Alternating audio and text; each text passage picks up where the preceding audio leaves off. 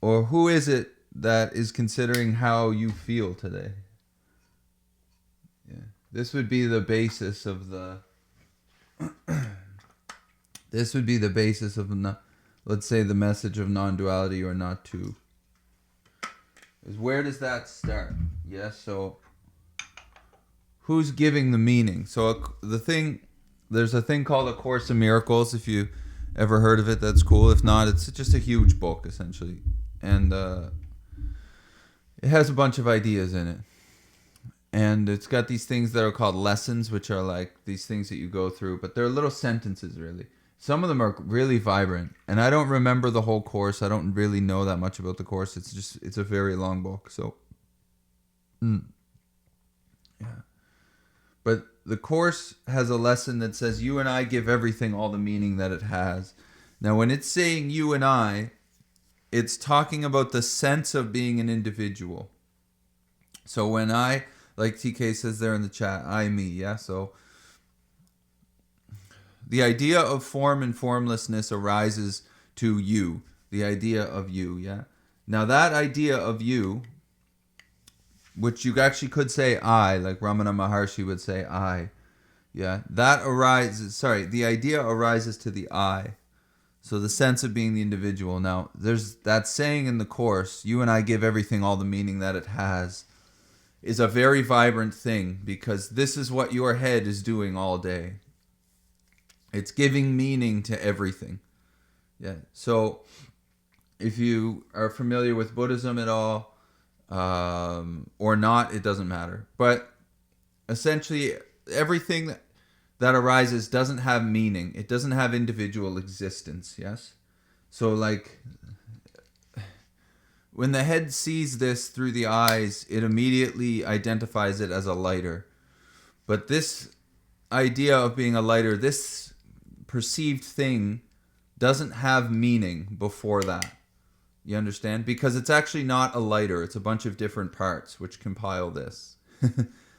uh, so the meaning of lighter given to this would come with a lot of other meaning, like I can light things with it, or whatever meaning comes with this. Lighter, yeah?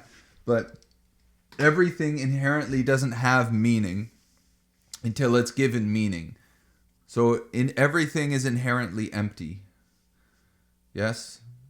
Until it's given meaning by what? By the head.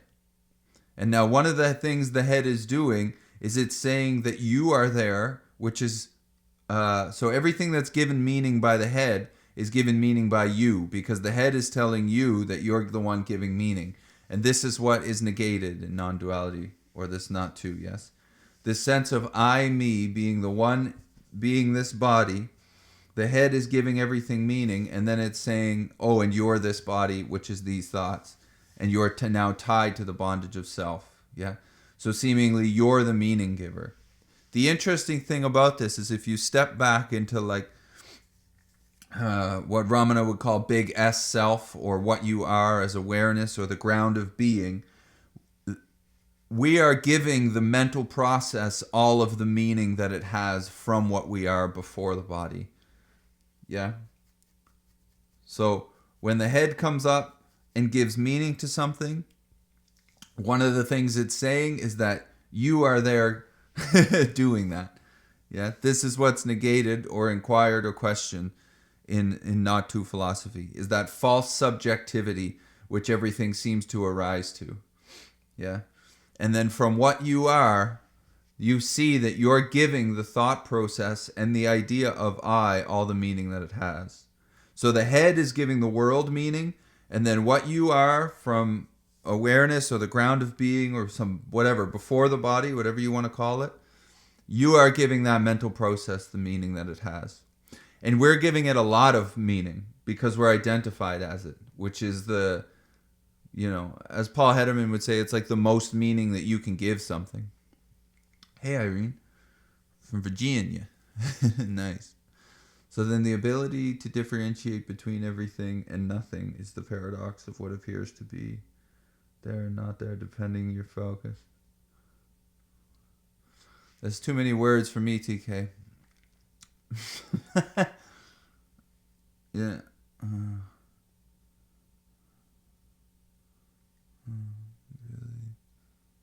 To differentiate between everything and nothing is the paradox of what appears to be there and not there, depending your focus.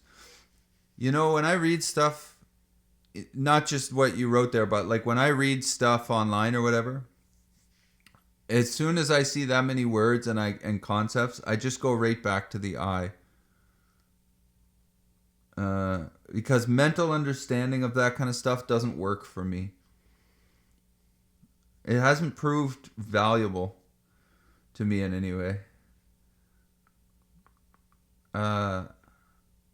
This is like the head. The head likes to chew on these concepts as like candy, yeah? But the candy isn't, it doesn't get it. The head can't get this.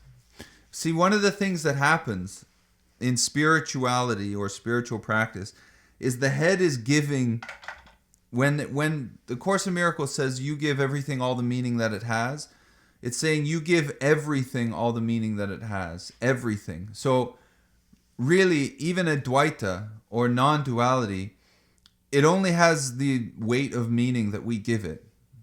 Yeah.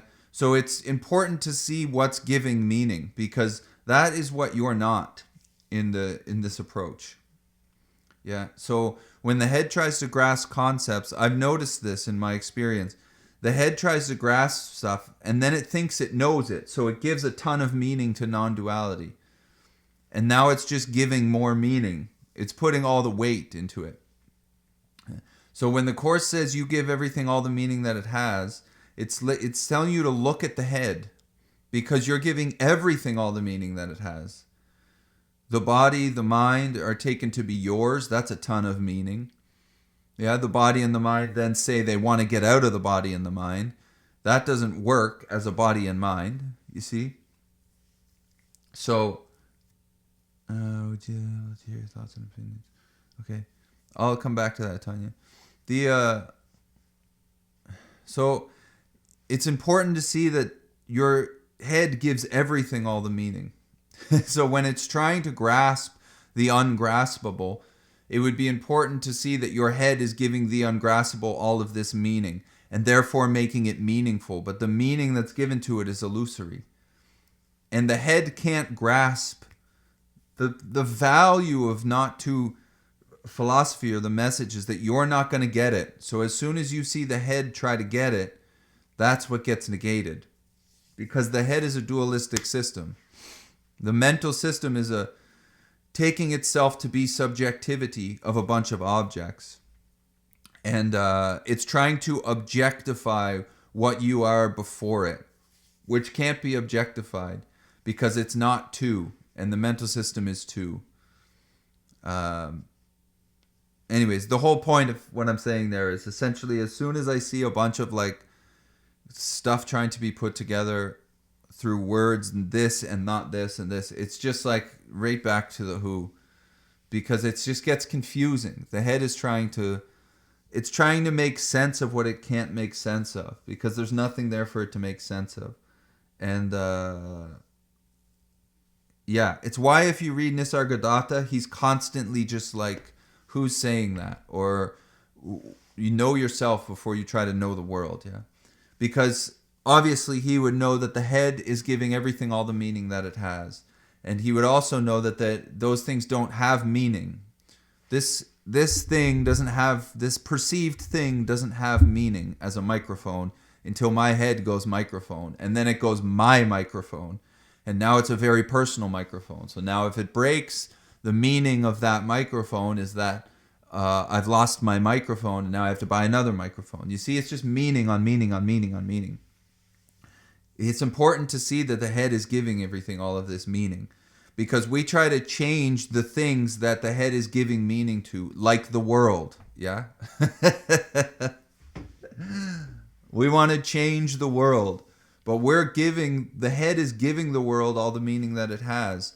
And to be honest, from my experience, it's misperceiving that world by giving it meaning. Because the other thing the Course would say is you can only see the past. So really, we're only seeing the world through our past vision that the head has, because the head is only programmed by what it's experienced, let's say. So that's how it's going to see the world. Yeah, you see the color green one way and my head sees it another way. It's a perception. This world that we're in is a subjective experience. And that subjectivity, or that idea, or that feeling of being subjectivity, is giving everything all the meaning that it has, and it can only see the past. So that would make it very limited, yeah? It would also answer a lot of the discomfort that we feel if we're identified as what's giving everything meaning. Yeah. So then a lot of spiritual practice is like, okay, now we're going to try to take this mental system and turn it from a meaning giver into a not meaning giver. And one of the big reliefs of not to message is that ain't going to work, because the head is just giving stuff meaning constantly. It's what it does. It perceives from its subjective point of view, and it can only see the past. And I don't feel that's going to change. This is what the head does. Yeah, there's nothing there to change. It's a movement. It's a movement. Huh? So in these talks, then this would be what's inquired into. Who is all the meaning? There's a bunch of meaning being given to everything by the mental system. And that's not hard to see. As soon as you look around your room, you can see your head giving meaning. Chair, books, coffee maker, wall. It's just giving meaning. You're not doing that. It's firing before you can catch it, yeah? It's doing that from its past conditioning, because you can only see the past. This is why they would say what the head is presenting isn't actually happening. This is terrible news if you're the head, but you're not the head. Yeah. If we're taking ourselves to be the mental system, then this is real bad news. Because then all I can do is try to change the mental system. And I'm going to try to make it not see only the past. Or I'm going to try to make it not be a perceived thing, which it's really taking itself to be. Yeah. But you're not that system. So this is like the relief.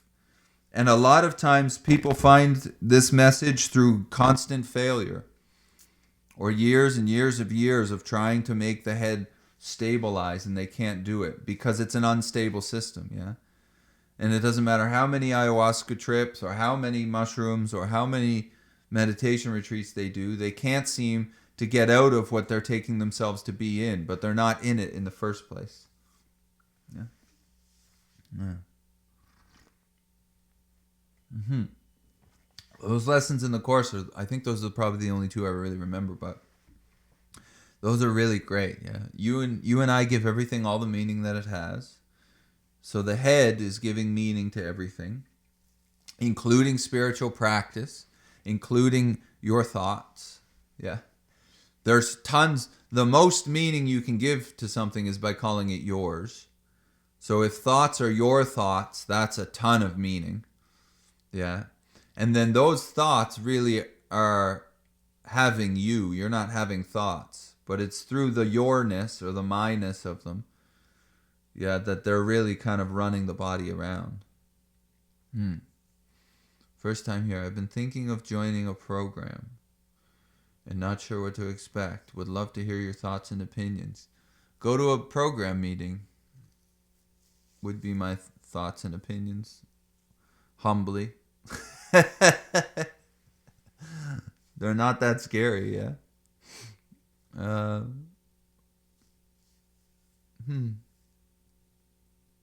Yeah. There's a lot that can be found out through relatability. And you find relatability by going to groups of people who have the same challenges or issues as you. I've found this in my experience that the head is a very isolating system. The mental system is self-centered inherently. It's not ever going to not be self-centered. It's a self-centered system. So this is just how the mental system operates. Yes. So it's very isolating.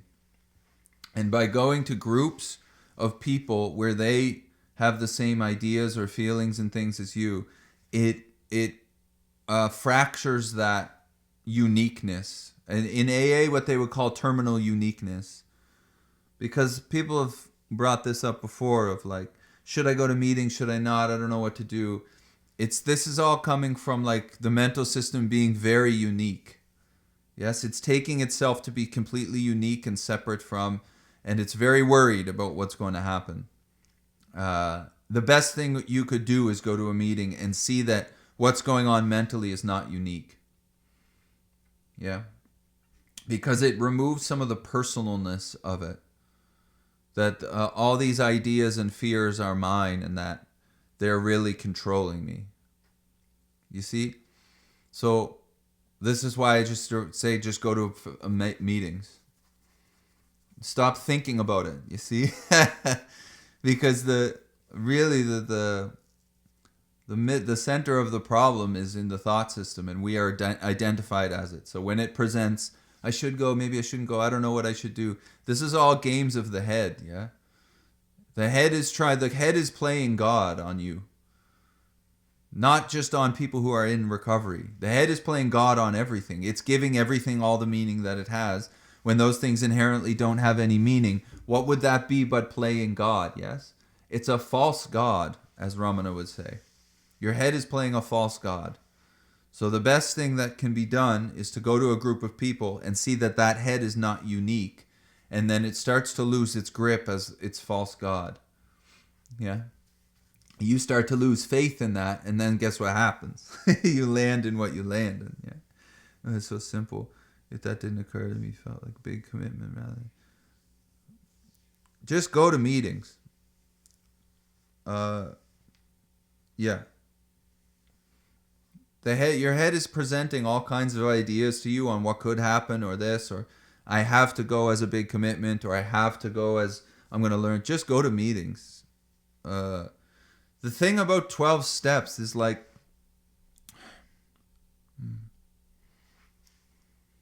I felt for a long time I was going to get the 12-step program. Like I was going to master the 12 steps, or I was going to master sobriety. Yeah. Well, guess what? Thought it was going to do that. That's the same movement that is the alcoholic, that the system of alcoholism lives in, yeah? So if there's a mental system and alcoholism, let's say, lives or is a virus in that system, as soon as that mental system, this is my own experience I'm talking about, as soon as that mental system goes, okay, now I'm going to be super sober and I'm going to get this program, guess what is claiming all of that? Is the mental system. Yeah, which is what? The problem. These are the manifestations of self, as they would say in recovery. I approached recovery like that, not knowing what was going on, not knowing that this was a misidentification with the mental. So as soon as the mental goes, I'm going to grab onto this thing and I'm really going to get this. As far as alcoholism is concerned, in my humble opinion, you should be very weary of that movement, because that mental movement is the same movement that caused all the problems in the first place. It's just putting on different clothes, yeah? So the head is the alcoholic for a while, and then it's super depressed for a bit. Now it's putting on sobriety clothes. It's the same goat wearing different pants in a way. Yeah. Recovery has worked a lot more fluidly in my life as a negation, by seeing what the problem is and then negating that problem and trusting in a higher power that something's going to be there. Yeah, so in a way, recovery works on you. You don't work on recovery. You see what the problem is, which is what they would say self, small s self in recovery. And you stop relying on self, which means you start relying on the program. The program cleans up the individuality, and then all of a sudden it shows you that what you're identified as was misleading you, because self-reliance has failed you, like the big book says, if you read the big book, yeah? So Which you could also do that, Tanya. Read the big book of Alcoholics Anonymous and see if you identify with something. And then go to meetings. Or go to meetings and then read the big book. Do both of them at the same time. But recovery is not something, in my experience, that's gotten or like... there's this old guy who goes to meetings that I go to, and he say, it's not got, it's caught. It's something that works on you, yeah? It's the same with this message of not to. This is not about purifying the head or getting this, which is why a lot of people turn away from this, because the mental system always wants to get stuff. It's going to become. You're going to become sober. You're going to become the best thing.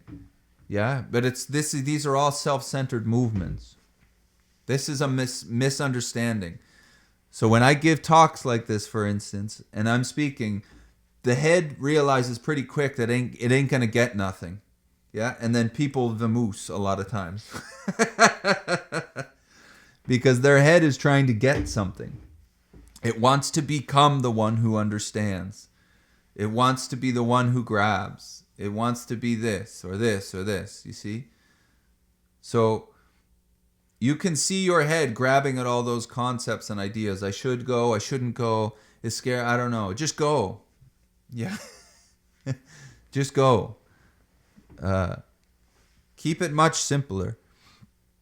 Which is why when TK wrote that question there, as soon as I just know, just go right to the one who's asking the question, because the head will complicate this system a lot, you know? And not the system, but it complicates everything by giving it meaning. See, Tanya, your head has already given recovery meaning, and you haven't even been to a meeting. It's giving meaning, meaning, and you haven't been to a meeting. Yeah. So forget the meaning and just go to the meeting. And then let the thing roll itself out. Yeah. This is one of the beauties of recovery, is you don't really do much. You just see that what you're relying on has failed you, and you start losing faith in that thing. And in that process, a lot of stuff goes better, including not wanting to drink or drug or this or this. Yes? In recovery, they use the word driven. It's like you're being driven. So when the head is giving everything all the meaning that it has, guess what's driving the body? The head, by giving meaning. Yes? For instance, I don't know. The head's giving meaning to everything. So when it gives a lot of meaning to something, it drives the body there. When it gives no meaning to something, it's completely forgotten about. Yeah? And then from what we are, which is let's say awareness or spacious awareness, we're giving the head all the meaning. Because the thing is, when you hear this message, it starts to get flipped a bit. Yeah. So rather than being driven, we see what's trying to drive, although we see it in its mistaken subjectivity in a way. I don't know if any of that made sense to you, Tanya, but hopefully. Yeah. But that is really influential, to see that your head is giving a ton of meaning to everything. Yeah. And honestly, to me, it was a novel idea when I first went into recovery that was the problem. That I was the problem. Yeah. I'd never really considered that. So what is that? Yeah.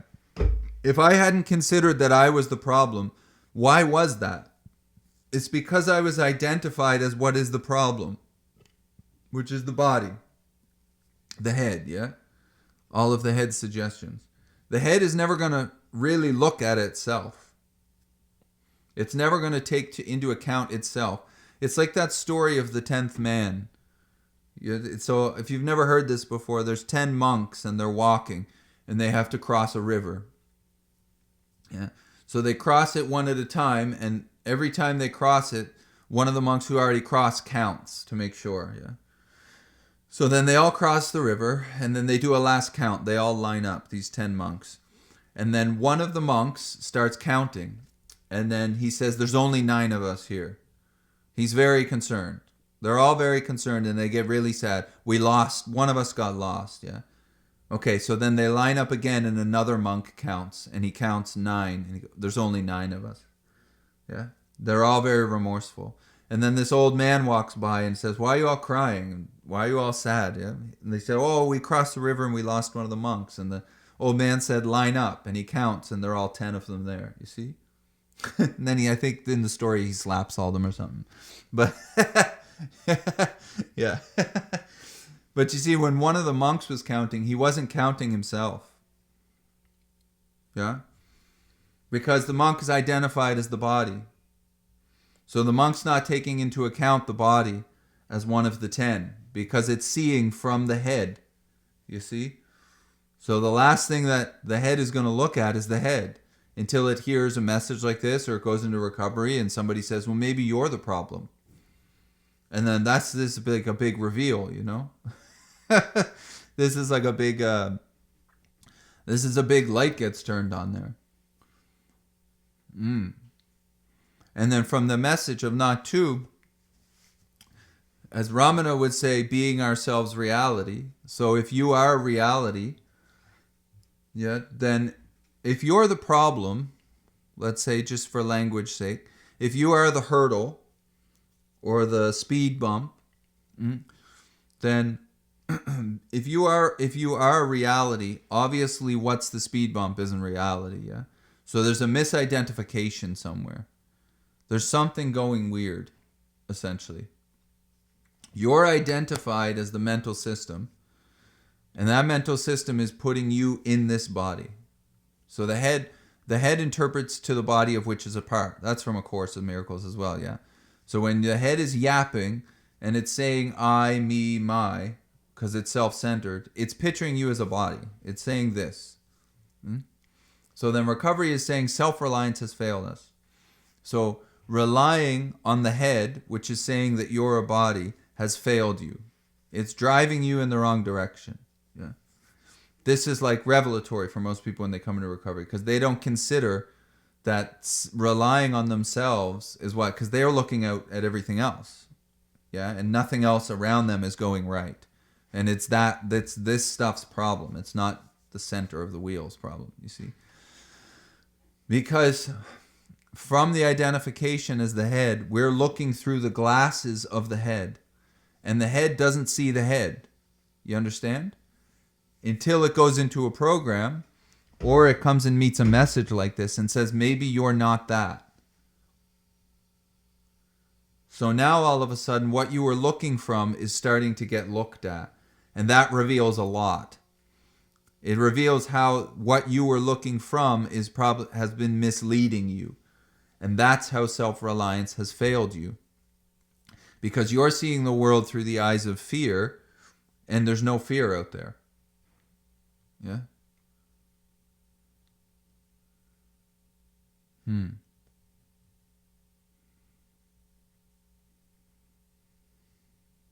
That's quite amazing, really.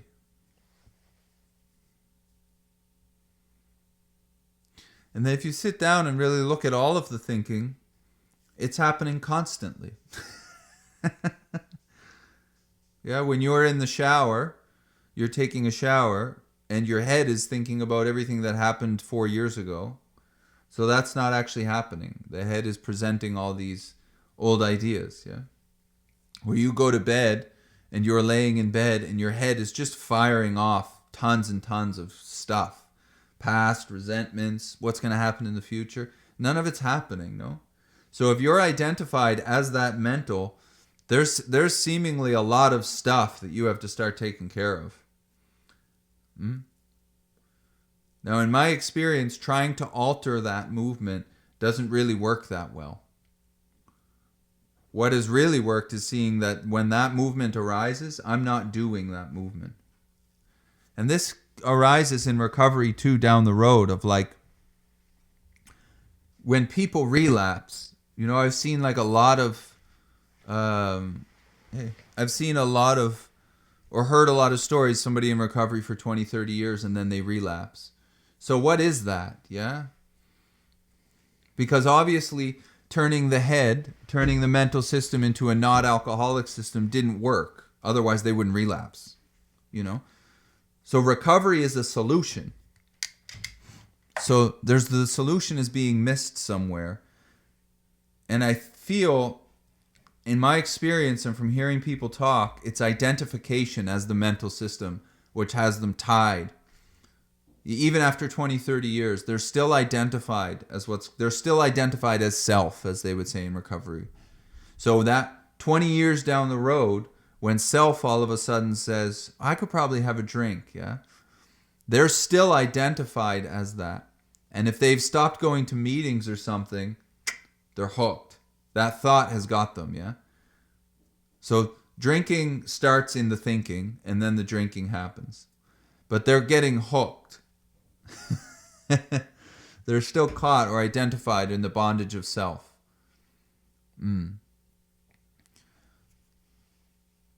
That's in a way why I feel super driven to give these talks, is because this is like a lot. This is not something I notice like every once in a while. It's the identification is still there as the thinker. So when a thought is presented, people are taking it to be their thought. And it doesn't matter how crazy it is. Yeah? If it's presented enough, which the mental system, as you know, is a very habitual pattern, it's a very habitual movement, it's going to keep presenting itself. If you're identified as it, that presentation is going to grow. It's going to get thicker and thicker and thicker. And it's going to seem super real after a little bit. It doesn't make it real. But if you're identified as the mental, it's going to seem real.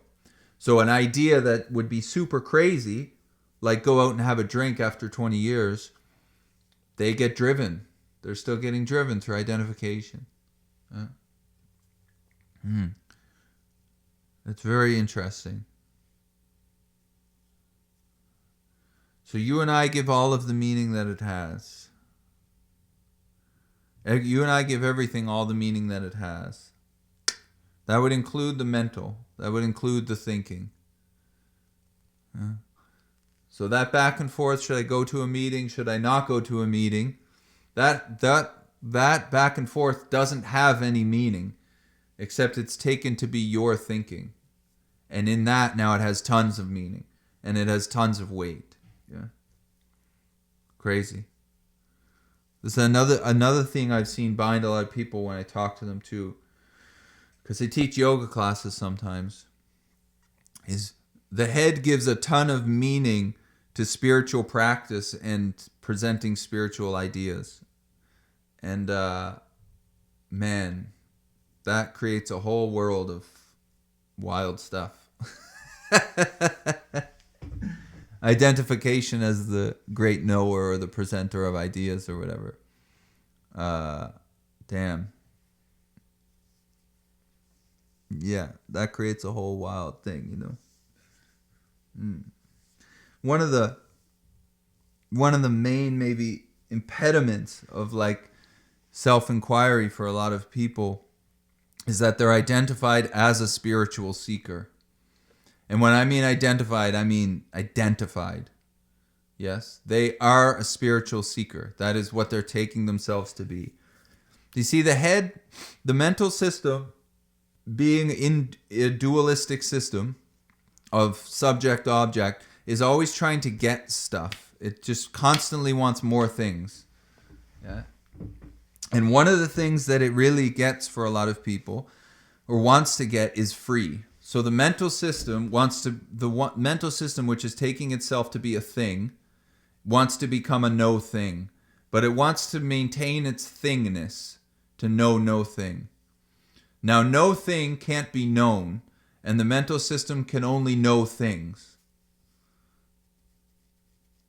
Yeah, so it wants to be liberated, but it's, in a way, it can't be liberated. The thing is you're not it, so you're already liberated before it, but it's through the identification with the head. But the mental will keep going. Individuality will keep going, trying to become a not individual. Right up to the point where people will the head will get completely identified as a spiritual seeker. So when that identity meets this message and it says you're not that, it freaks out a lot of times. Yeah?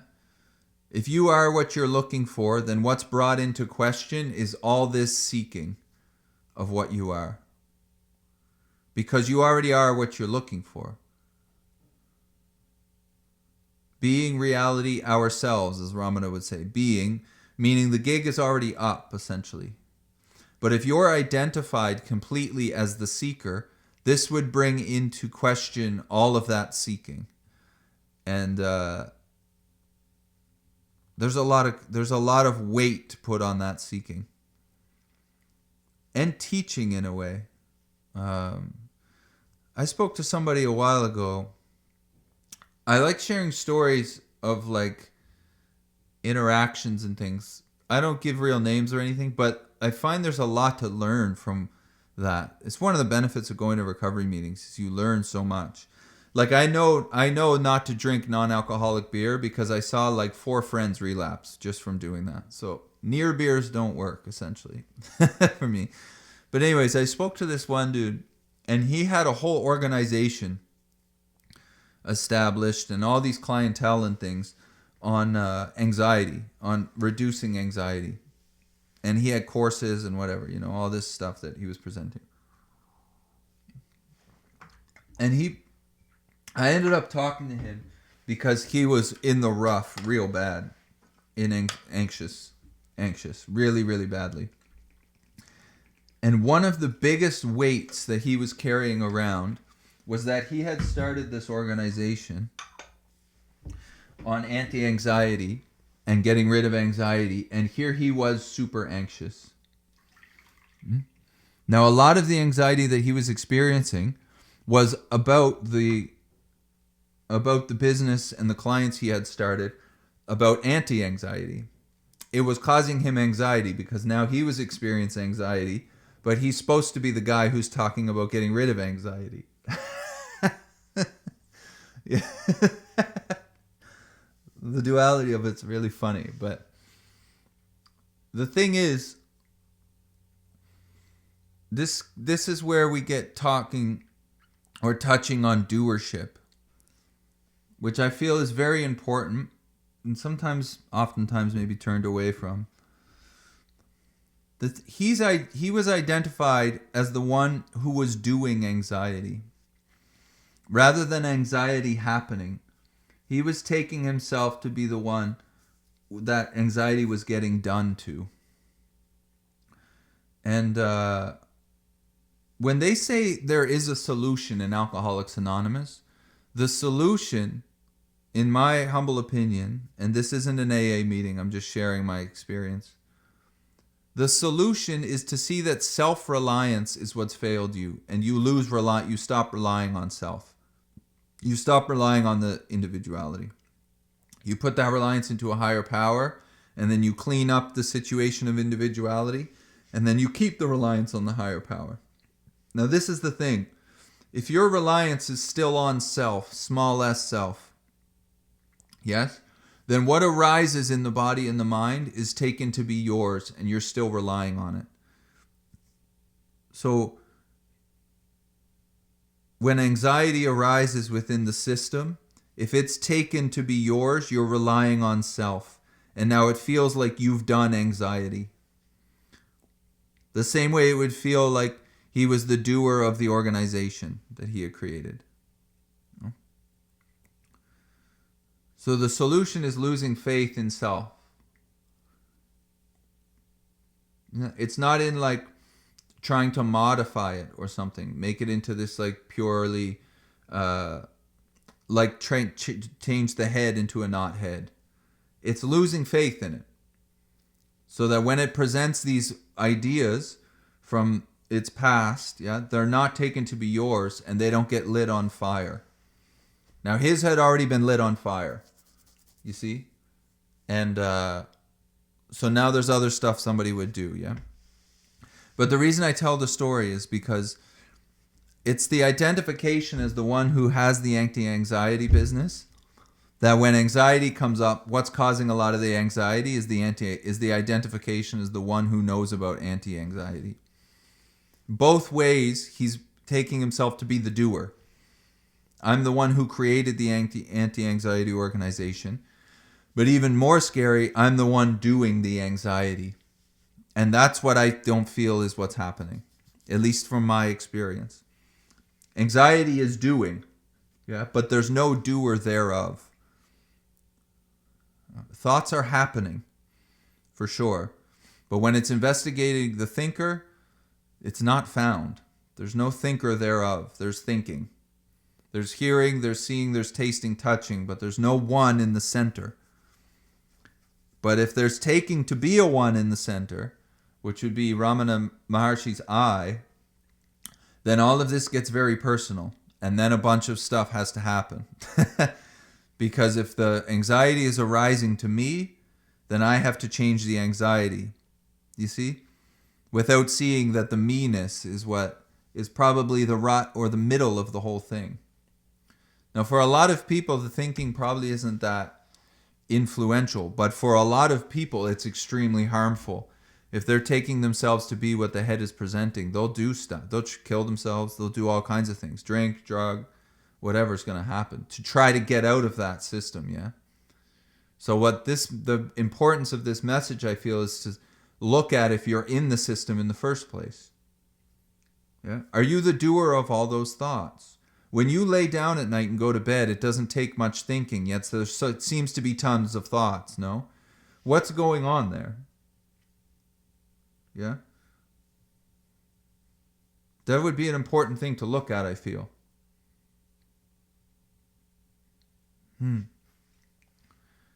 Because in this experience, there's a lot of stuff moving around. But when it's investigated into the I or the me that it's happening to, it's one of the things that's moving around. It's not like a solid object. It's not reliable, that's for sure. Now, the head is obviously not reliable. I know this. But it's really the ownership of it. It's the ownership of it. And then what happens to the thinking and the whatever, I'm not really, I don't know, really, I'm going to comment. In my experience, it just calms down because I stopped buying it. I just stopped buying it, so the head kind of calms down. Maybe that won't happen, I'm not sure. Yeah. Thanks, TK. I'll see you soon. Yeah. All right. We'll open up for some questions, or if somebody wants to share something, you can write in the chat.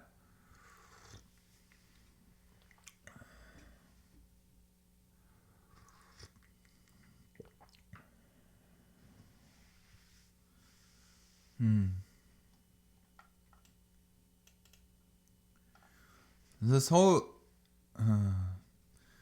the whole message is quite simple in a way.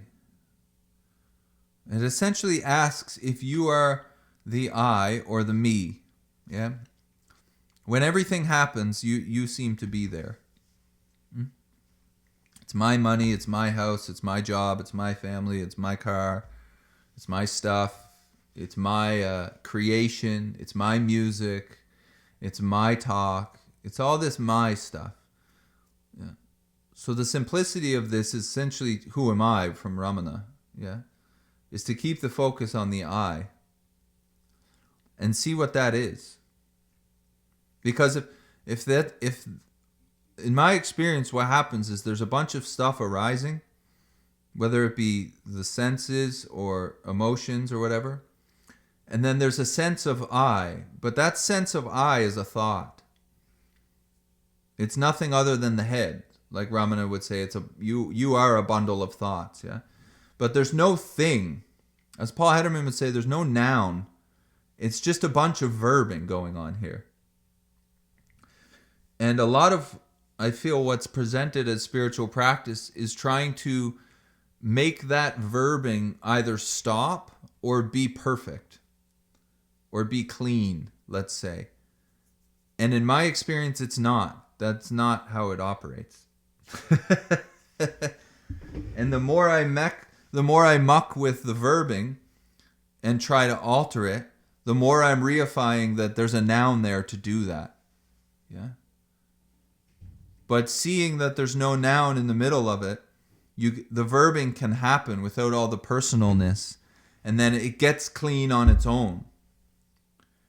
So what's giving it all of the meaning is the personalness of what's going on, of the body, yeah, of the body. Mm-hmm. So yeah, any questions or something, please write in the chat there.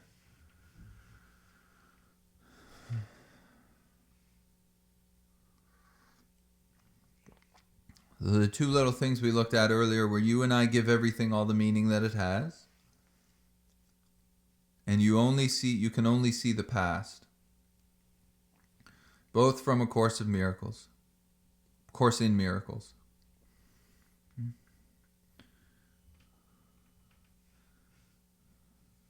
Well, so feel free to write something if you'd like.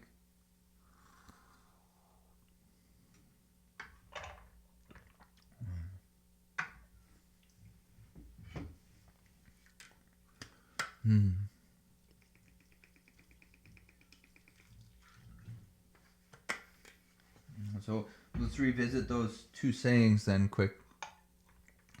You and I give everything all the meaning that it has.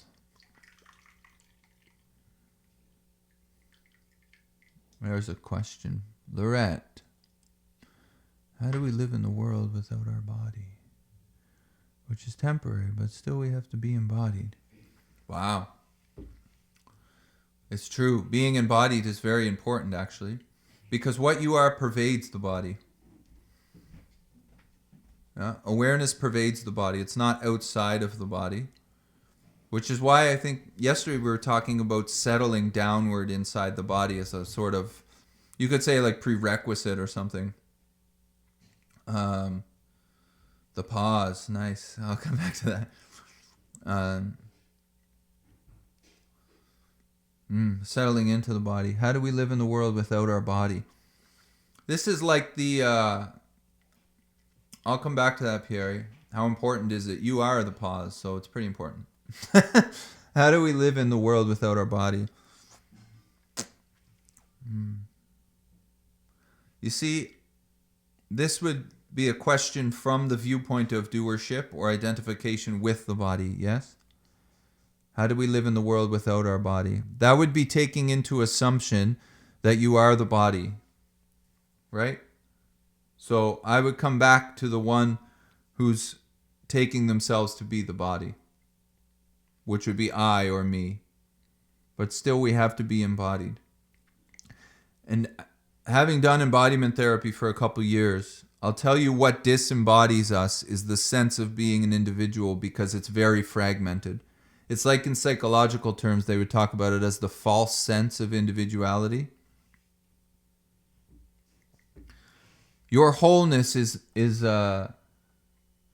yeah. Okay, so just let me get through this, right? The false sense of individuality is a fragmented system. So as we move through life, especially as children, our sense of being whole gets fragmented. Yes? So this becomes a very mental experience. It's like when you're a kid, you're not considering all this mental things. And then one day, essentially, you come online.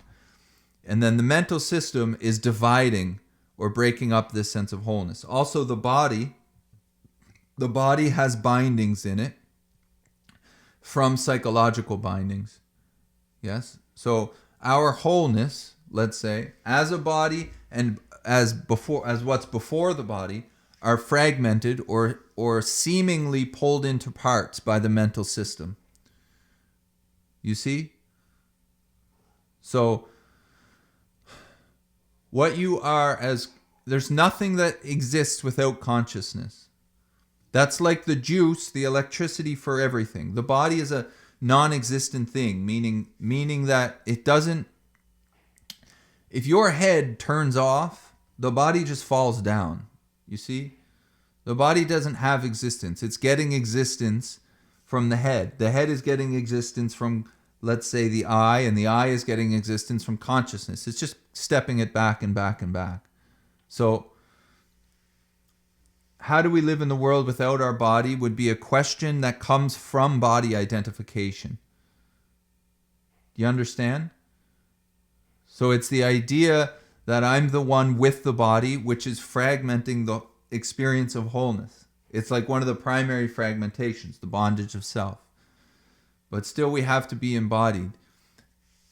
From what you are, you're very much, you become more of an individual, in my experience, in this weird paradoxical way. The more you disentangle from individuality, the more you understand individuality, which would bring up what is distorting your sense of individuality is the individuality.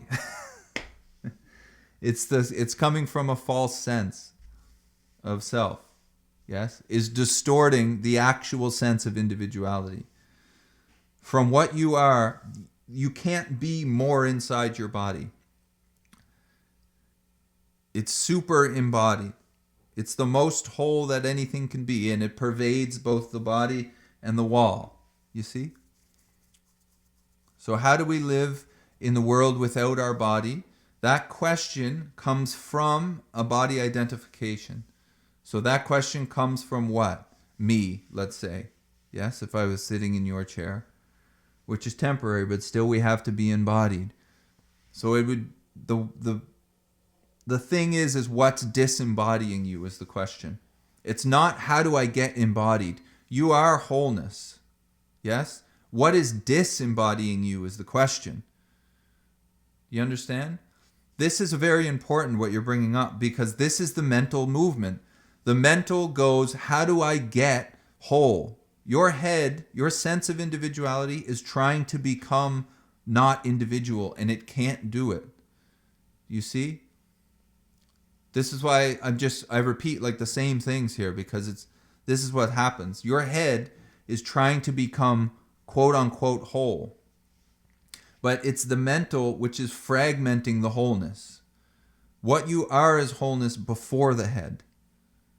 Yes? And then you're super embodied. You can't be more here, because the thing that's telling you you're not here or you're disembodied is the mental, which is fragmenting, and that's creating all kinds of bindings in the body. So this is why negation, because you already are what you're looking for, which is wholeness. So it's looking at what is creating the disembodiment, what is fragmenting this, and then negating that, and there you are, what you were looking for, which is already what you are before all of this stuff comes online. So negation is really the movement. Rather than trying to become whole, the message of not to is saying you're not two. Yes, there's not a goal to get to and one who's going to get there. The sense of being the one who's going to get the goal gets negated, and then there you are in what you've been looking for, which would be wholeness. That wholeness is getting fragmented.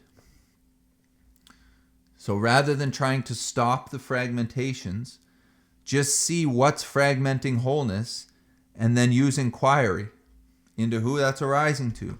Because the main fragmentation is the sense of I, individuality. After that comes all the questions. And then the world and everything else comes after that. Yeah? And then you wrote something else, just a second. Is because of what you said previously. No, I think we are whole, body and soul. Right? Yes. Okay. That's a really important question, because it's a way to see your head searching for wholeness.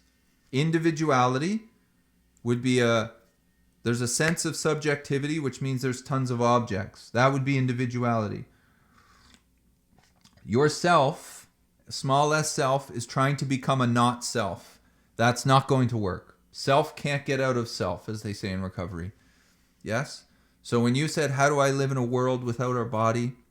That is self trying to understand or become a not self. Not going to work. So then what you're going to do is see what's fragmenting wholeness, and you're going to negate it, and then you're going to see you are what you're looking for. And then the faith in the individual movement is going to be removed, and it's going to be put into the wholeness. So that when the head presents itself and says, Lorette, you're not wholeness, you're less than, you've seen through this already. Yes? You see that it's a mental movement which is coming up, which is a programmed mental movement, And what's it arising to? Wholeness. Not the body, but wholeness. Wow. Man. And then where does that leave you? Which takes us right to Pierre's question. I don't know if I'm pronouncing that right, but it's a cool name. I've got, where does the pause? Yes? You are the pause. Space. The pause. No, it's beautiful, Lorette. And keep asking it. But don't expect much of a different answer. Yes? Yeah. Oh, man, that's so funny. Where does the pause come in? Yeah. So, Pierre, who am I if you know Ramana Maharshi? Let's say there's a thought that comes up. Who does that arise to? It arises to me. Yes? That sense of me is felt somewhere in the body. You hit that with the question, who am I? And then there's a pause. Yes? The pause where does the pause come into this? I would just sit with self-inquiry, embodied self-inquiry inside the body, self-inquiry, and let that question be answered for you. How important is it? It would be your true nature or the ground of being. Yeah? And it would show the misidentification. Whoa, look at that. It would show the misidentification as what's popping up within that ground of being. Yeah? We're taking ourselves through the head is taking itself to be the body. And it's that identification which inherently isn't incorrect, yeah? This is what the mental system does. It's what the head does. It takes you to be a body. And the mental system is throwing all of this stuff through the system, and then it's saying that you're there, that is thinking these thoughts, and you're the one that this is arising to. And that's what this is questioning, is the you-ness of it. There's nothing wrong inherently. But when we're identified as just the body and the mind, things get very uncomfortable because our relationship, let's say, for lack of a better term, with the environment, like we were saying with Lorette, is fragmented. It's broken into pieces. There's me and there's you. And the me-ness is very self-centered. Yeah. So the pause is the space in which all of this arises in. So that would make it seemingly very important if we were to give it a bunch of meaning. Do I go through the heart brain rather than the head brain when I pause? I don't really know what that would mean.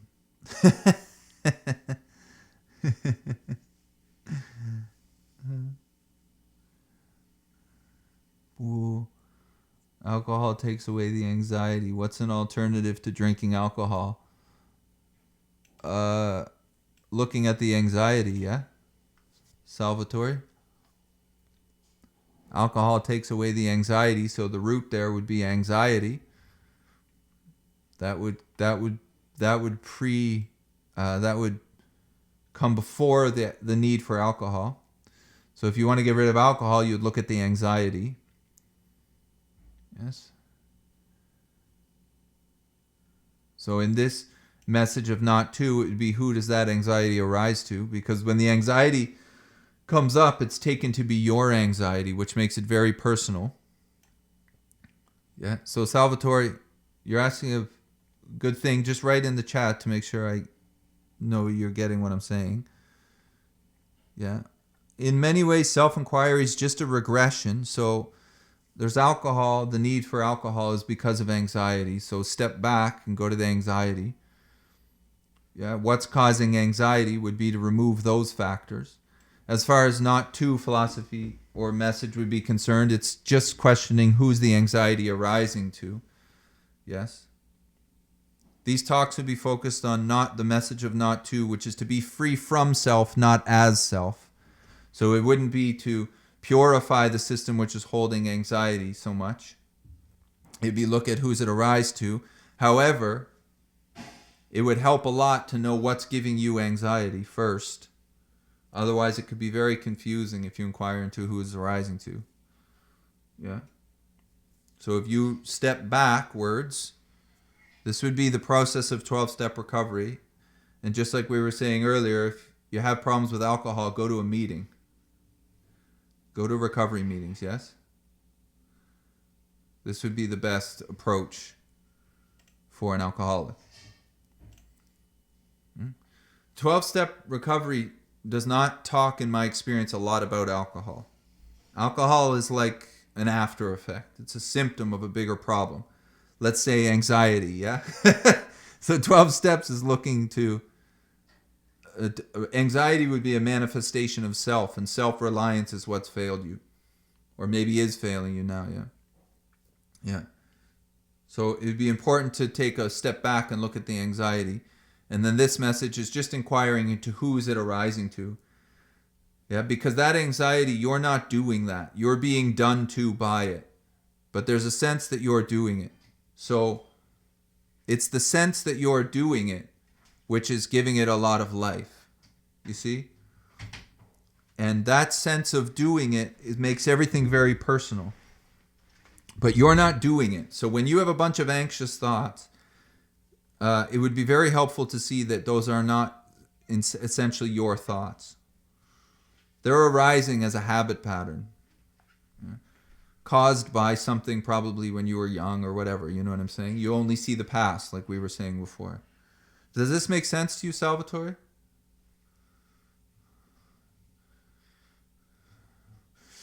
Yeah, and then essentially, my suggestion for the person who's struggling in that way is go to a meeting. Go to a lot of meetings, actually. Yeah? Because the problem is not the alcohol. The problem is anxiety, which is why addiction's not super unique. It's why there's a bunch of people here who aren't addicts. Yeah, because they have the same root thing. Is self-identification is the root, let's say, of the cause. Yeah? Yeah. So that is, in my experience, what I would have seen, yeah? I was drinking because my head would get super depressed. Observe it. Watch it. Watch that it fakes courage. Keep your eye on anxiety and go to meetings, bro. If you observe it, you're taking yourself to be the one who's observing it, and you're going to be super tied to the anxiety. You're not going to get relief from it. It's the ownership of the anxiety which has you tied to it. And once you're tied to it, you need to get out of that. And self can't get out of self. You're not going to get out of it identified as the anxiety, you see? Or the seer of it. You can't get out of self as self. Individuality can't get out of individuality, which is why in 12 steps it goes right to the higher power. You're turning that over right away to a higher power because you see that you can't get out of it. So the idea of observing it would be the same thing of observing thoughts in meditation. It sticks you as the observer, which is still a sticky stance. You're still bonded to self. Yeah? So watch it takes.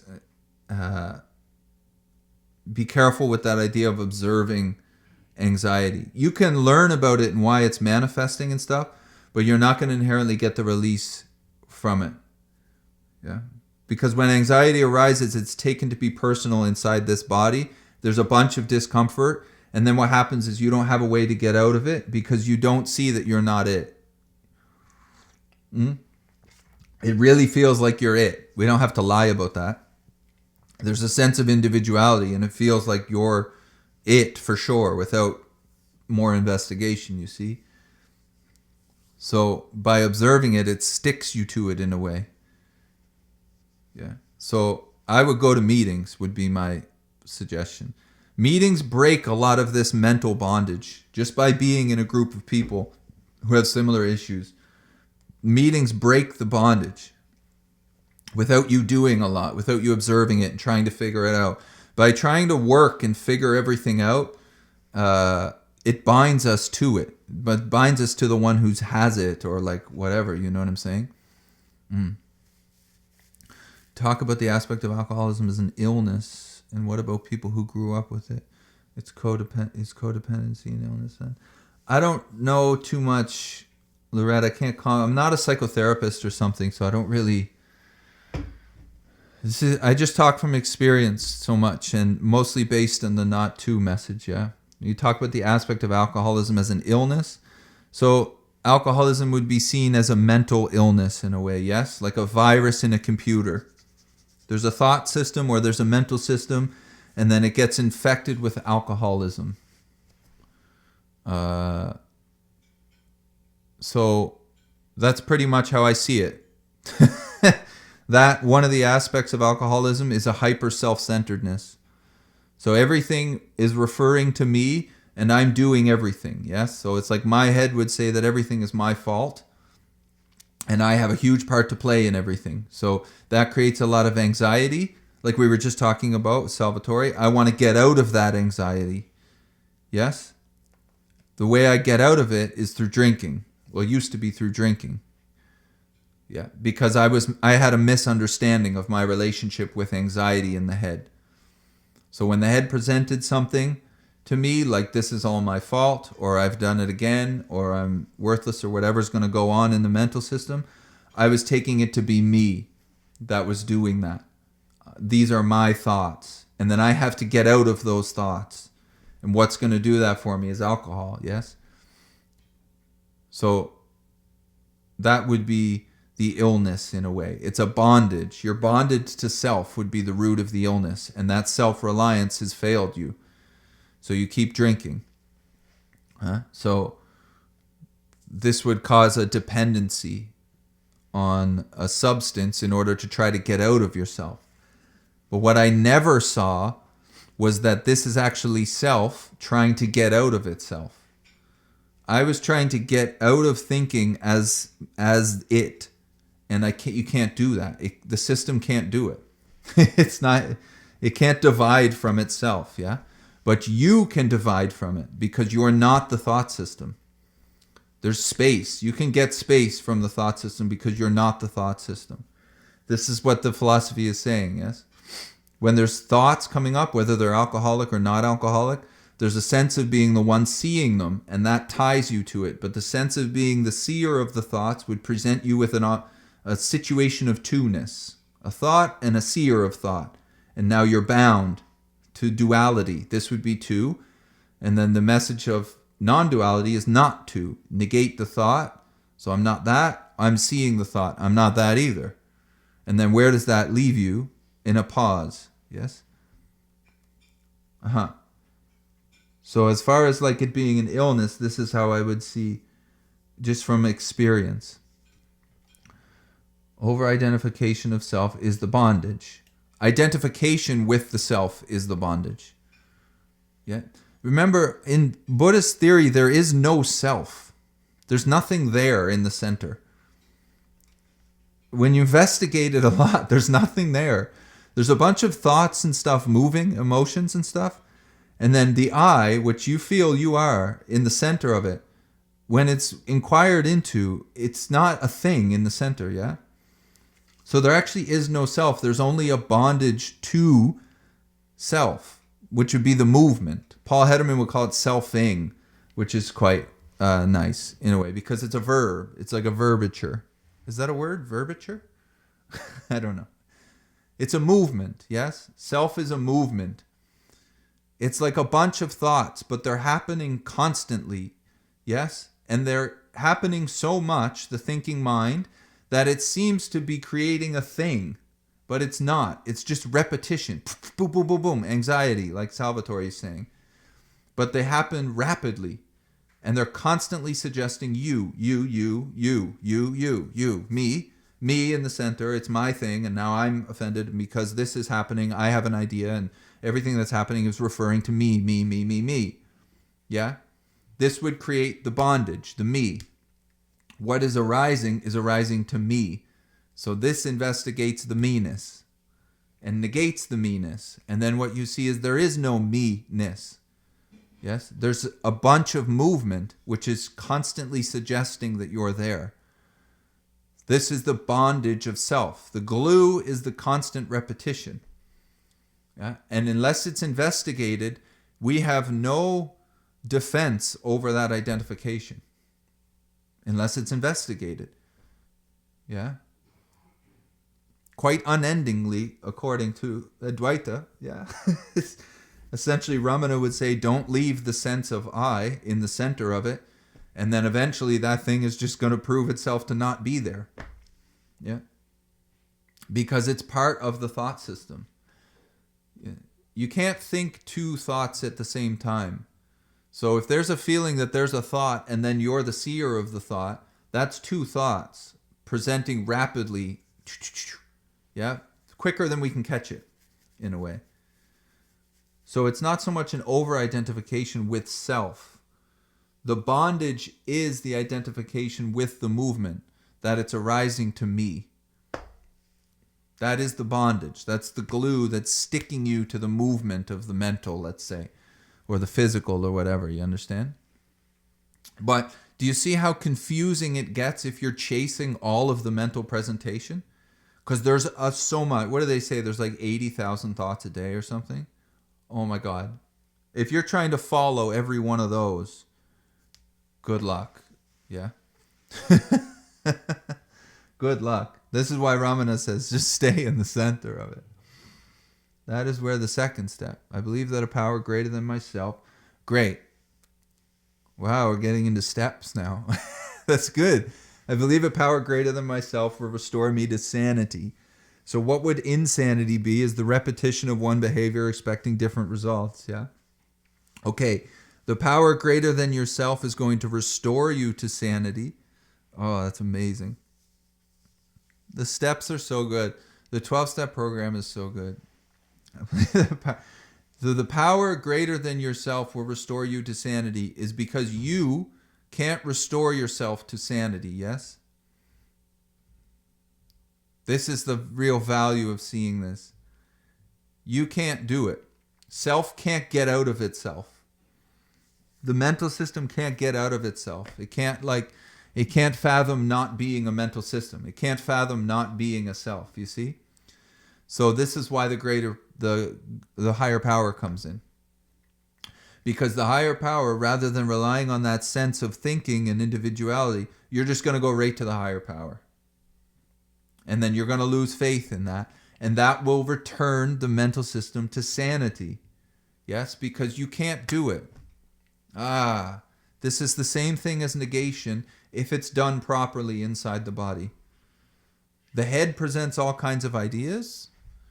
You're going to negate those ideas. There you go. Yeah, you see the thoughts come up. You negate those. You negate being the seer of them. And then you see the insanity of the thinking. And what does that do? Returns you to sanity. Oh, that's like a beautiful thing there, no? Yes. Yeah. And then the third step would be turning your will and life over to the care of that higher power. So when the head presents all of its wonderful ideas, which are seemingly not wonderful, yes? Which have caused a lot of ruckus. Gangamira would say the tyranny of the mind. When the head presents ideas, you're going to take those ideas and you're going to turn them over to a higher power. And then those ideas are going to be reformed. Because they don't inherently have meaning. We're giving them all the meaning by our identification with them. So when it's turned over to a higher power, you don't identify with the ideas so much. And then the meaning is pulled out of them. And then you're returned to sanity. When? Right now. This isn't like you are whole now, yeah? Seeking a higher power for guidance is key to release me from the bondage of self. Great, Pierre. Seeking a higher power for guidance is key to release me from the bondage of self. Yes, that's amazing. Let's say put your reliance in a higher power, yeah? Because it removes faith from that mental system, which is misguiding. Yeah? And as soon as faith is removed, you see that the mental system only has the power that's given to it. Which would mean you're maybe not doing, or maybe you're not the mental system. You're the one who's giving it power. Yeah? And then step 6 and 7 in recovery are very short chapters in the big book, but they're really important, which is continuously doing that. Yeah? Which is continuously, when the head presents, you turn it over to the higher power. And you have it morphed, yeah? Thoughts are energy, and energy can't really be destroyed, but it can be morphed. So if thoughts are energy and thoughts are part of self, let's say, and self can't get out of self, then you're not going to change the thoughts if you're identified as the thinker. So you're going to turn those thoughts over to the higher power, and then they're going to get altered. Ah,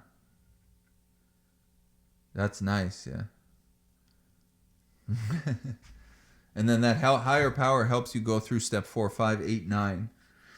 And if you don't know the step process, don't worry about it. But if you do, then it's very nice, yes? Because it also removes, one of the power of the 12 steps is it removes the weight from Pierre to do that. Because the weight to try to have to change everything on your own is a ton of mental weight. It's super heavy, tons and tons of weight. Yeah, but there's a power that can do that, what you seemingly can't do. Yeah, well, what you can't do, not seemingly, but what you can't do. There's something that can do it, which means you can move all of that weight. That reveals a lot of information to you.